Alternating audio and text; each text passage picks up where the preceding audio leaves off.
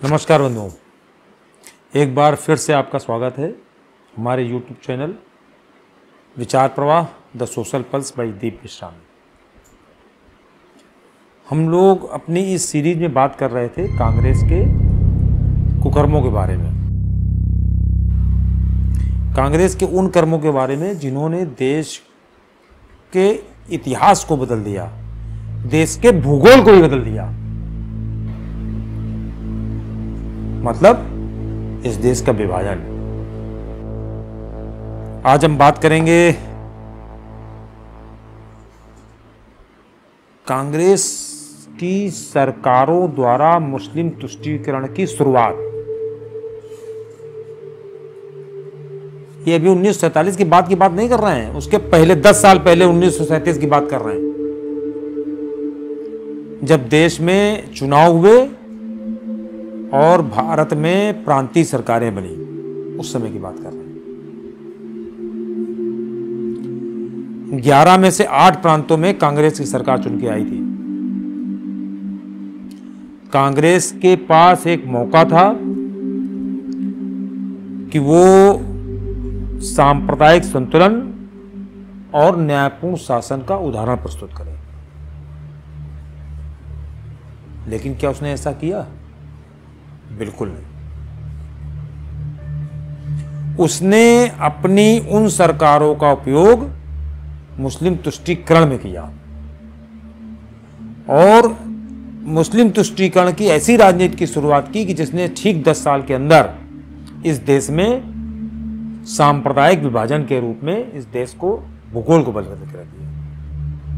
यह है कांग्रेस का इतिहास, जिसने कि इस देश के भूगोल को बदला है। ये केवल सत्ता की बात नहीं थी, ये भारतवर्ष की जो आत्मा थी, भारतवर्ष की जो सांस्कृतिक आत्मा थी, उससे विश्वासघात किया था कांग्रेस ने मुस्लिम तुष्टीकरण के नाम। धीमे धीमे जो कांग्रेस एओ ह्यूम ने बनाई थी, जो बुर्जुआ वर्ग का एक संगठन हुआ करता था,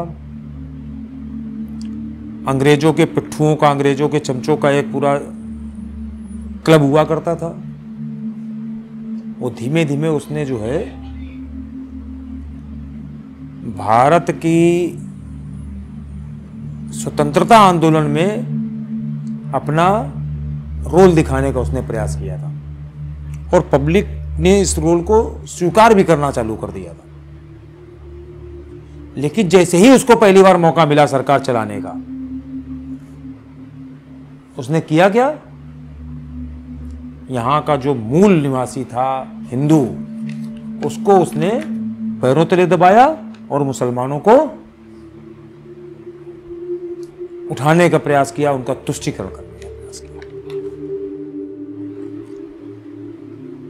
मुसलमानों को लुभाने के लिए क्या क्या काम कर डाले इन लोगों ने, ये देखो आप। उर्दू को प्राथमिक भाषा का दर्जा देने की कोशिशें की गई, मदरसों को सरकारी अनुदान दिए गए। ये अभी नहीं हो रहा, ये पहले भी होता रहा है।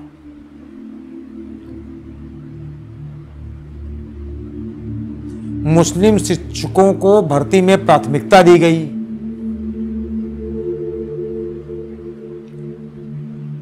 गो हत्या जो विरोधी आंदोलन था, उसको जबरदस्ती दबाया गया, उस समय भी दबाया गया था।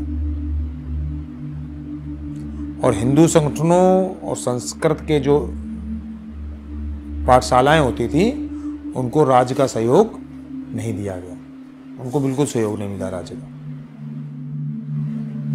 मुस्लिम लीग कांग्रेस को हिंदुओं की पार्टी होने का तमगा लगाती थी और कांग्रेस अपने इस तमगे को धोने के लिए हिंदुओं को उतना ही और दबाती थी। दोनों मिलकर खेल खेलते थे अंग्रेजों के नेतृत्व में।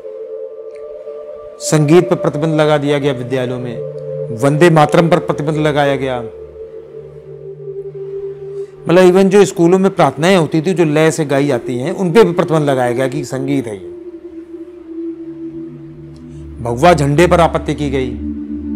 ये सब कांग्रेस के कार्यकाल की बात बता रहे हैं आपको, जब 1937 से 1947 के बीच की।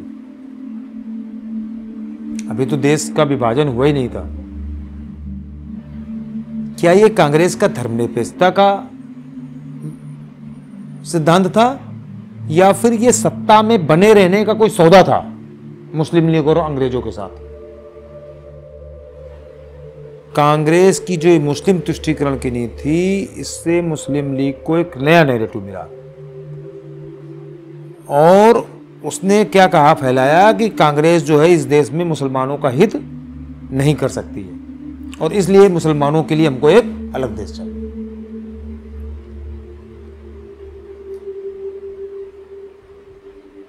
1940 में लाहौर प्रस्ताव आ गया,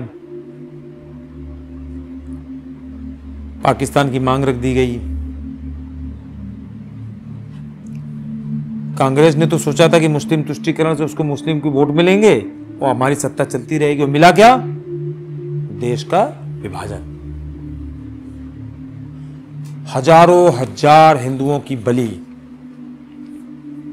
और लाखों हिंदुओं को शरणार्थी के रूप में जीवन। और ये सब हुआ किसके नाम पर? उस सेक्युलरिज्म के नाम पर जो कांग्रेस अपनी सत्ता बनाए रखने के लिए चला रही। 1937 की कांग्रेस सरकारों ने जो बीज बोए थे, वो 1947 में पाकिस्तान बन के फूटे। अभी भी सोचने का समय है। क्या सेक्युलरिज्म के नाम पर मूल बहुसंख्यक समाज की बलि दी जा सकती है? यह देनी चाहिए। क्या कांग्रेस ने सत्ता के लिए देश की आत्मा को गिरवी नहीं रखा मुसलमानों के सामने? सोचिएगा। हम तो आपसे कह रहे हैं कि इतनी लंबी लिस्ट है कि हम बताते बताते थक जाएंगे, और ये लिस्ट नहीं खत्म होगी कभी कांग्रेस के कुकर्मों की। हम चाहते हैं कि आप लोग भी अध्ययन करें, जानें कि क्या क्या प्रतिघात इस देश के मूल समाज हिंदुओं के साथ किया गया है, वो भी कांग्रेस द्वारा, उनके नेताओं द्वारा, गांधी और नेहरू द्वारा।